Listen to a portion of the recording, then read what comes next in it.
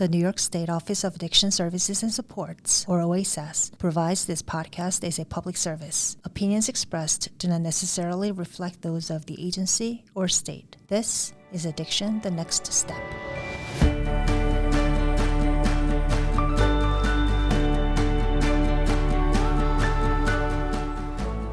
Hey everybody, Jerry Gretzinger, your host for Addiction: The Next Step, and we are coming to you today from Elmira, New York, because we are doing one of our things where we're on location, and this is exciting for us. We look forward to these types of things. Today we are visiting our friends at Casa-Trinity, and again, we're out here in Elmira, and a lot of good work being done by Casa-Trinity, and I'm happy to sit down with Erin Doyle and Emily Sindoni. The two of you do some great work that we're going to profile today, and I know we are in a clubhouse, right? So we've got the downstairs here, which works with adults, and upstairs, like a youth clubhouse area.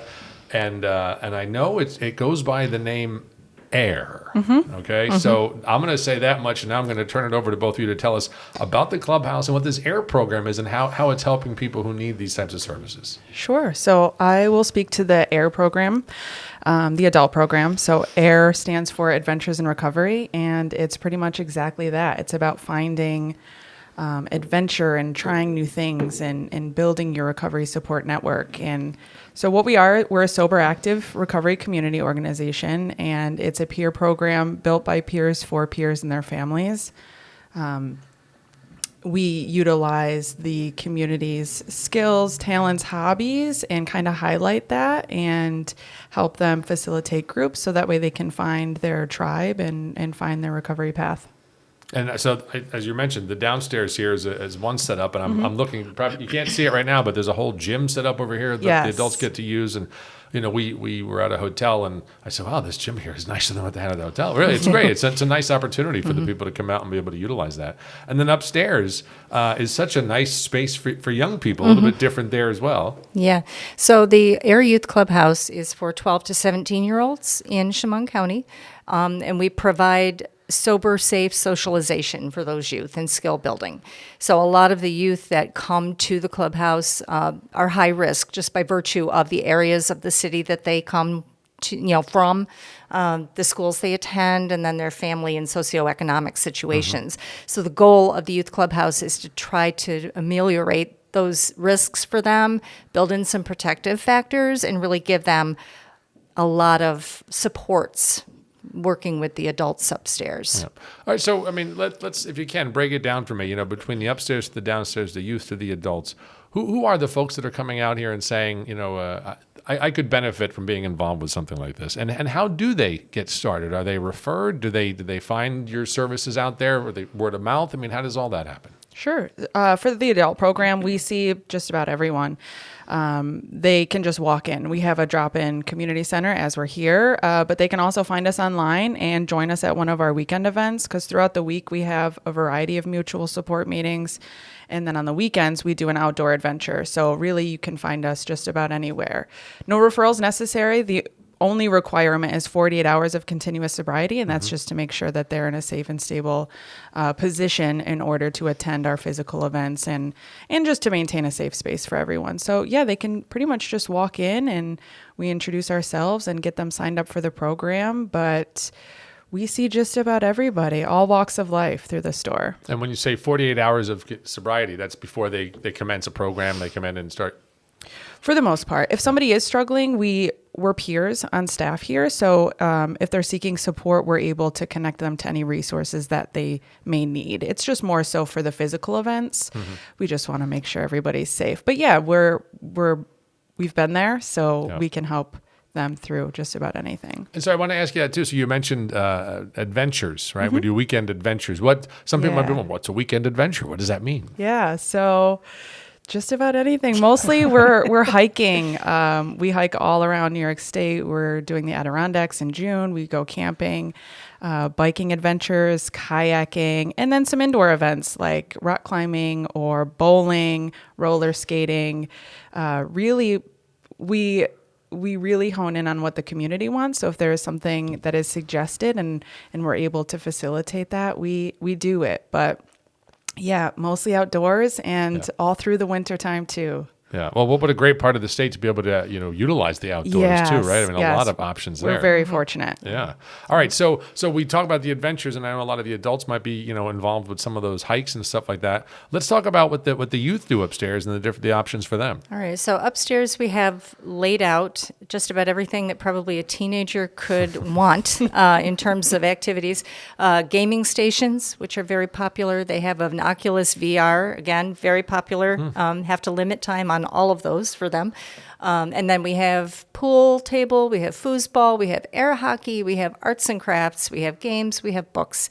So we have a variety and lounging areas up there so that they can because they come to us after school, a lot of them are pretty much tuckered out by the time they get to us. So it gives them an opportunity to kind of chill out, be with friends. They get snack, 2 snacks and then a hot snack during the time they're with us. Then we do off-sites with them as well in the community to try to expose them to things that they might not otherwise be exposed to. So they go to places like community arts during the summer, which is coming.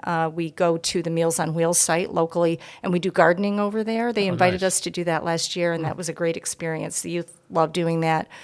They do a lot of the same things, hikes, walks, usually one amusement park during the summer, one big trip, and they have to earn that ability to go through behavior and through participation, attendance, those types of things. So I know we talked too about the adults and the required of 48 hours of sobriety before going on some of those adventures.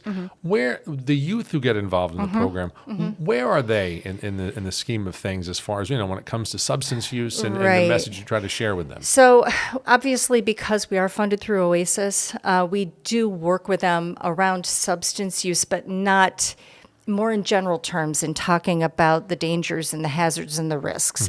Sometimes we have had youth come that were, that might have things in a backpack or something along those lines. But we do let them know it's a zero tolerance policy here. Do not bring those things to the clubhouse if you're going to participate with us. But we do work with them if we find out that they are struggling in some way with some type of use, whether it's alcohol, whether it's cannabis or nicotine, whatever it might be, vaping. We do work with them around that and try to plan individual interventions to help them deal with those things. And staff are trained in using things like Teen Intervene so that they're able to sit down with them and establish that relationship and then hopefully work them through whatever might be going on. And so that's my next question. So I'm sure a lot of, what happens is it helps to, drive prevention, right, Yes. with the young people so that they can avoid, the incidents of, going out and participating in substance use. Do you find many that have experimented and have utilized it and have said, okay, I want something to replace that in my life and that maybe that's why they're here? They don't typically say that directly. Yeah.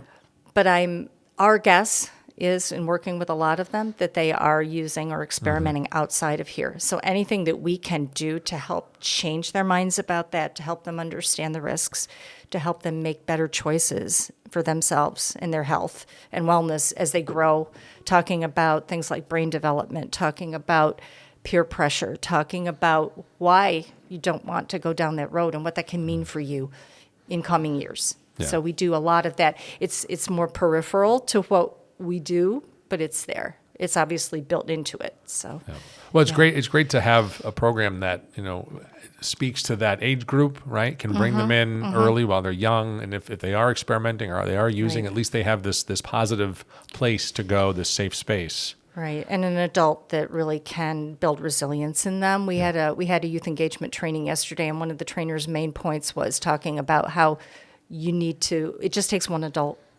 working with a youth who's struggling to build resilience and to help them avoid a lot of these pitfalls that are out there. Yeah.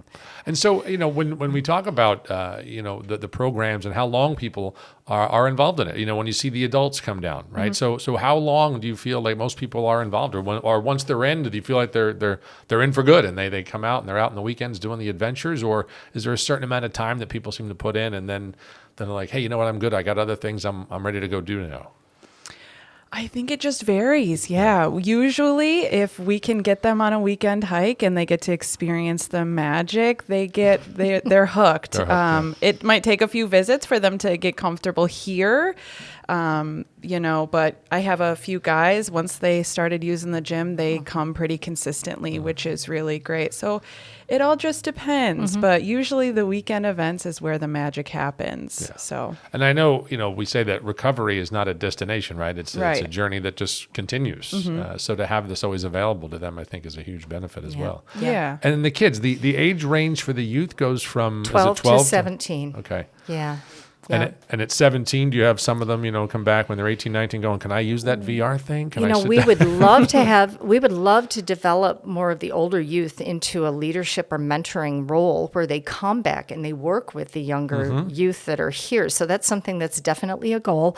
A lot of times after they leave us, obviously they go on to work or onto the military or onto college. And so we don't necessarily see them, but we would love to cultivate that and have more of them come back and say, hey, can I just volunteer to work with the youth? I remember being in the clubhouse and what an experience it was for me. That'd be a So great that idea. that's something we'd really like to do. And we'd like to actually, we've talked a little bit about doing some joint summer events, maybe a camping outing or I don't know how we would set that up, but something with the adults so that they can kind of experience what the adults do here and invite That's family great. members, whatever might work. Well, maybe So, those will be our next podcast topics that we're out here talking about, you guys, Yeah. right? yeah, meet us in the Adirondacks and we'll tell you how it's Oh, yeah. going. But, Yeah, you can join you for one of those adventures and see how the magic happens, right? Yeah, exactly. All right, so let's do this. Why don't we let people know if they're interested in finding out more, what they need to do?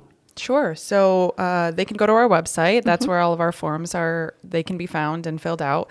It's www.casa-trinity, TRINITY.org. They can find us on Facebook. Our tag is at Air Adventures in Recovery. And for the clubhouse, it is... Yes, I do not remember. I believe it's at Air Yes. Chemung Youth Clubhouse. Yes, I believe Okay. so. All right, Yes. great. Lots of options for people to look into. Yeah. And, as we get ready to close here, too, I just want to mention, I know some of the dollars that are supporting the recovery program come from the Opioid Settlement Fund. And, a lot of times people want to know, okay, what's the money going towards? What sort of impact is it having? Is it the right way to spend the money?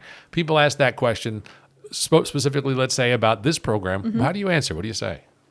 So we've been able to build everything that you see here. We do have a gym, we have a library, we have just a safe space for people to come and hang out, and it's comfortable and it's peaceful. So we've been able to build that, and we're able to have staff and peer supports here to support the community, and it pays for our events. All of our events are free. If we have somebody that wants to go hiking or camping and it's their first time and they don't have the equipment, which honestly, most of our members don't necessarily have the proper equipment, we're able to provide that for them so they're able to still go on the adventure and still experience that. So I would say it's well worth it. Our numbers just keep increasing every single month and people keep coming back, and if they were to experience and see the magic of an individual that comes in and they're struggling, and to watch them progress with the help of treatment, with the help of the recovery services, it's well worth it. Yeah. They would see that for sure. And it's interesting, as you were saying, you keep seeing your numbers increasing, right? I just think about how we keep talking about how we see the number of overdose deaths in the state decreasing, and even across the nation. So there's an obvious tie there. The Yeah. more that people are Right. involved in programs like Right. these, we're seeing that play out in more people, not overdosing, not experiencing an overdose death, certainly. Yeah. So I would agree. It's a good investment of those dollars. For sure. Yes. Emily, Aaron, thank you both so much for sitting down and chatting with us today on the podcast. We appreciate it, and we'll have you back when those new programs are ready to roll. Okay, course. great. All right. Thank you. Thank you, ladies, so much. And hey, thank you for joining us for this edition of Addiction: The Next Step. I'm your host, Jerry Gretzinger. And hey, until we see you next time, remember, you can always reach out to the Hope Line, 877-8-HOPE-NY. And you can go to oasas.ny.gov and search out all the services and supports that are available throughout the great state of New York. Until next time, be well.